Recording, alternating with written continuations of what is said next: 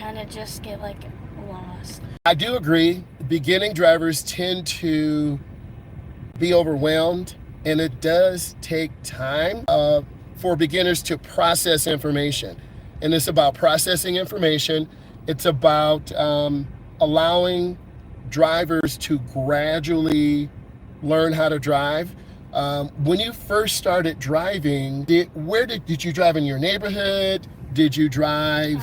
I kind of just drove all over the place. I mean, especially living out in the boonies. Okay. Could you describe the boonies? Not tell us where you. The boonies is more of like back roads, or like the farms. We would drive over to my grandparents. They live out in the country, or like in the city where my grandparents live, like in town.